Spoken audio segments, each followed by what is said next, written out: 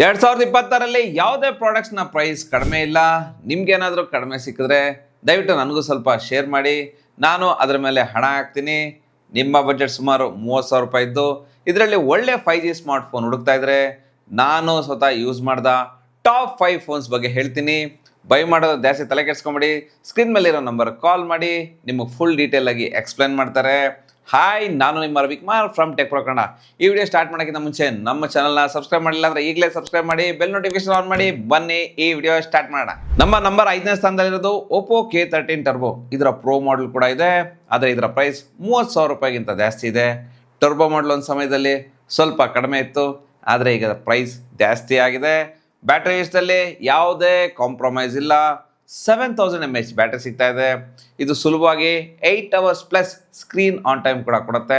80 what's charger ಫೋನ್ನ fast ಆಗಿ charge ಮಾಡುತ್ತೆ. ಇದಕ್ಕೆ IPX6, IPX8, IPX9 ರೇಟಿಂಗ್ ಸಿಗ್ತಾ ಇದೆ. ಅಂದರೆ ಈ ಫೋನ್ ನೀರಿಂದ ಪ್ರೊಡಕ್ಷನ್ ಸಿಗುತ್ತೆ, ಆದರೆ ಇದು ಡಸ್ಟ್ ಪ್ರೊಡಕ್ಷನ್ ಸಿಗಲ್ಲ. ಆದರೆ ಯಾವುದೇ IP ರೇಟಿಂಗ್ ಇದ್ರೂ ಈ ಫೋನ್ನ ನೀರಲ್ಲಿ ಹಾಕಕ್ಕೆ ಹೋಗ್ಬೇಡಿ, ಯಾಕಂದರೆ ಬ್ರ್ಯಾಂಡ್ಸ್ನವ್ರು ವ್ಯಾರಂಟಿ ಕೊಡಲ್ಲ. ಆದರೆ ಇದರ ಫ್ರಂಟ್ನಲ್ಲಿ 1.5K AMOLED ಡಿಸ್ಪ್ಲೇ ಸಿಗ್ತಾ ಇದೆ. 120 Hz ರಿಫ್ರೆಶ್ ರೇಟ್ ಇದೆ. 1600 ನೀಟ್ ಪೀಕ್ ಬ್ರೈಟ್ನೆಸ್ ಸಿಗ್ತಾ ಇದೆ.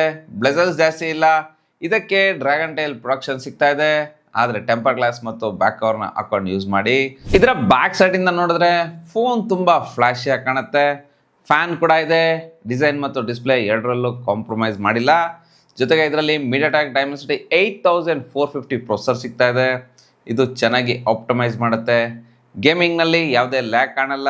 ಇದರ ಬೆಂಚ್ ಮಾರ್ಕ್ ಸ್ಕೋರ್ ನೀವೇ ನೋಡ್ಬೋದು. ಇದರಲ್ಲಿ LPDDR5X RAM ಮತ್ತು UFS 3.1 ಸ್ಟೋರೇಜ್ ಸಿಗ್ತಾ ಇದೆ. ಇದರಲ್ಲಿ 50 MP ಮೈನ್ ಕ್ಯಾಮ್ರಾ ಇರೋದ್ರಿಂದ ಫೋಟೋಸ್ ಚೆನ್ನಾಗಿ ತೆಗೆಯುತ್ತೆ, ಆದರೆ ಅಲ್ಟ್ರಾ ವೈಡ್ ಸೆನ್ಸರ್ ಇಲ್ಲ. ಆದರೆ 4K ವಿಡಿಯೋ ರೆಕಾರ್ಡಿಂಗ್ ಮಾಡ್ಬೋದು. ಈ ಫೋನ್ ಸ್ವಲ್ಪ ಬೇಗ ಲಾಂಚ್ ಆಗಿರೋದ್ರಿಂದ Android 15ನಲ್ಲಿ ಬಂದಿದೆ.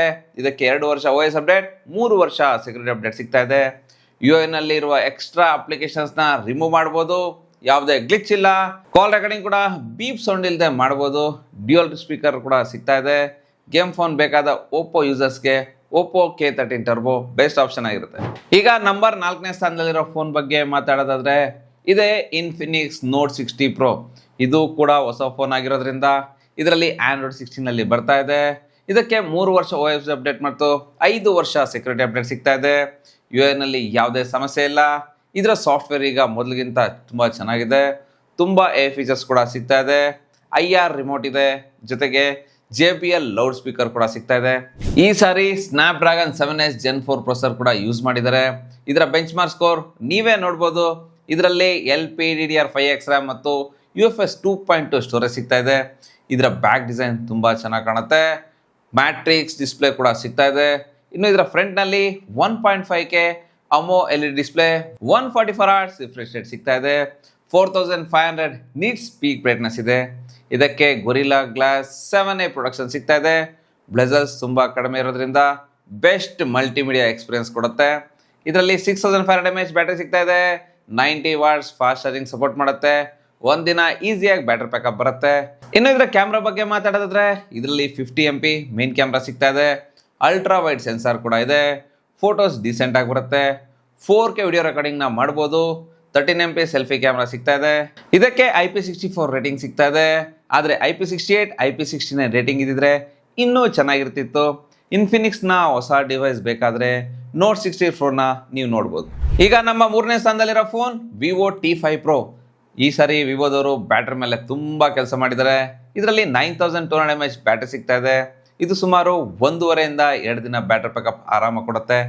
ಚಾರ್ಜಿಂಗ್ ಬಗ್ಗೆ ನೀವು ಯೋಚನೆ ಮಾಡೋಂಗೇ ಇಲ್ಲ. 90 ವಾಟ್ಸ್ ಚಾರ್ಜಿಂಗ್ ಸಪೋರ್ಟ್ ಮಾಡುತ್ತೆ.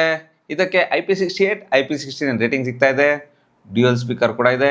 ಇನ್ನು ಇದರ ಸಾಫ್ಟ್ವೇರ್ನಲ್ಲಿ ಅನ್ನೆಸರಿ ಆಪ್ಸ್ ತುಂಬ ಕಡಿಮೆ ಇದೆ, ಜಾಸ್ತಿ ಏನಿಲ್ಲ. ಒರಿಜಿನ್ OS ತುಂಬ ರಿಫ್ರೆಶ್ ಆಗಿದೆ. ಇದು Android 16ನಲ್ಲಿ ಬರ್ತಾ ಇದೆ. ಇದಕ್ಕೆ 4 ವರ್ಷ OS ಅಪ್ಡೇಟ್ ಮತ್ತು 6 ವರ್ಷ ಸೆಕ್ಯೂರಿಟಿ ಅಪ್ಡೇಟ್ ಸಿಗ್ತಾ ಇದೆ. IR ರಿಮೋಟ್ ಕೂಡ ಇದೆ. ಕಾಲ್ ರೆಕಾರ್ಡಿಂಗ್ನ ಬೀಪ್ ಸೌಂಡ್ ಇಲ್ದೇ ಮಾಡ್ಬೋದು. ಇಷ್ಟು ದೊಡ್ಡ ಬ್ಯಾಟ್ರಿ ಇದ್ರೂ ಈ ಫೋನ್ ಹೆವಿ ಇಲ್ಲ. ಒನ್ ಹ್ಯಾಂಡಲ್ಲಿ ಆರಾಮಾಗಿ ಯೂಸ್ ಮಾಡ್ಬೋದು. ಇನ್ನು ಬ್ಯಾಕ್ನಲ್ಲಿ ಪಾಲಿಕಾರ್ಬನೇಟ್ ಬಿಲ್ಡ್ ಕ್ವಾಲಿಟಿ ಇದೆ. ಬ್ಯಾಕ್ ಕವರ್ ಹಾಕೊಂಡು ಯೂಸ್ ಮಾಡಿ.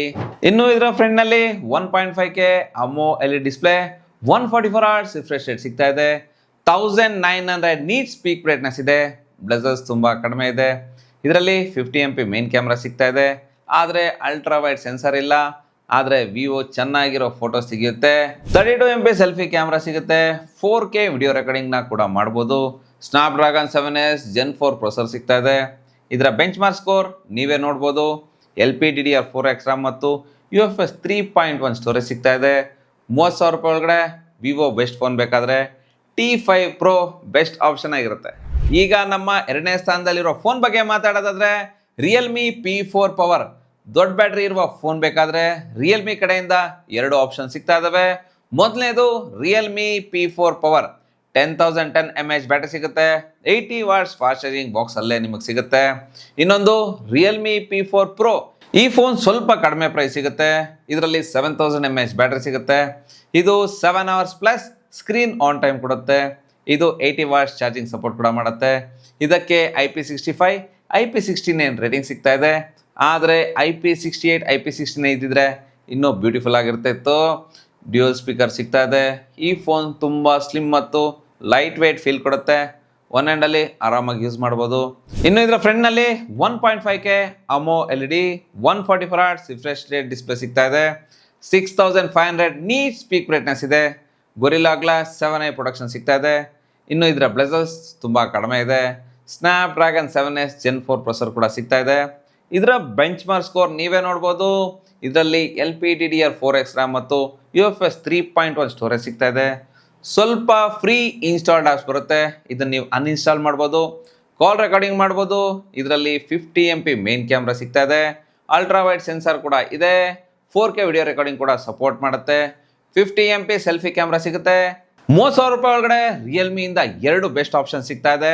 ಮೊದಲನೇದು P4 ಪವರ್, ಇನ್ನೊಂದು P4 Pro.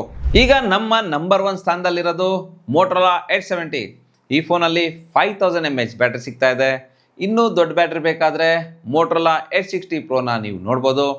Edge 60 Proನಲ್ಲಿ MediaTek processor ಸಿಗ್ತಾ ಇದೆ. 50 MP ಟೆಲಿಫೋಟೋ ಕ್ಯಾಮ್ರಾ ಸಿಗುತ್ತೆ. ಆದರೆ Edge 70 ಡಿಸೈನ್ ನಿಜವಾಗ್ಲೂ ತುಂಬ ಚೆನ್ನಾಗಿದೆ.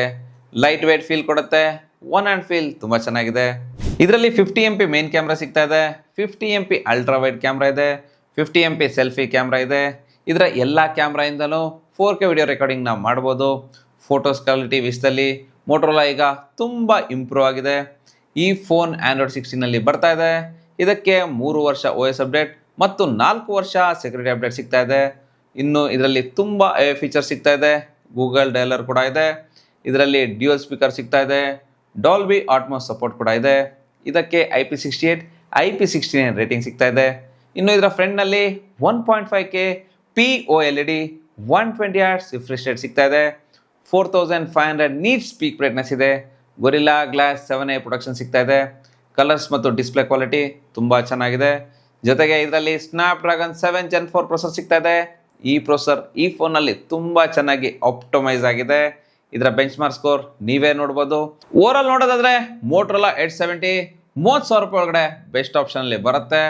ಮೋಟೋರೋಲಾಯಿಂದ ಇನ್ನೂ 2 ಫೋನ್ ಬೆಸ್ಟ್ ಚಾಯ್ಸಸ್ ಆಗಿದ್ದಾವೆ. ಮೊದಲನೇದು Edge 60 Pro, ಇನ್ನೊಂದು Edge 70. ಸೊ ಫ್ರೆಂಡ್ಸ್, 30,000 ರೂಪಾಯಿ ಒಳಗಡೆ ನಮ್ಗೆ ಇಷ್ಟ ಆದ ಫೋನ್ಸ್ ಬಗ್ಗೆ ಹೇಳಿದ್ದೀವಿ. ಇನ್ನೂ ಯಾವುದಾದ್ರೂ ಡೌಟ್ ಇದ್ದರೆ ಕಮೆಂಟ್ ಮಾಡಿ ಹೇಳಿ. ಈ ವಿಡಿಯೋ ಇಷ್ಟ ಆದರೆ ಲೈಕ್ ಮಾಡಿ. ನಮ್ಮ ಚಾನಲ್ನ ಸಬ್ಸ್ಕ್ರೈಬ್ ಮಾಡಿಲ್ಲ ಅಂದರೆ ಈಗಲೇ ಸಬ್ಸ್ಕ್ರೈಬ್ ಮಾಡಿ. ಮುಂದಿನ ಟೆಕ್ ವಿಡಿಯೋ ಜೊತೆಗೆ ಸಿಗೋಣ. Ravikumar signing off. Thank you. ಧನ್ಯವಾದಗಳು.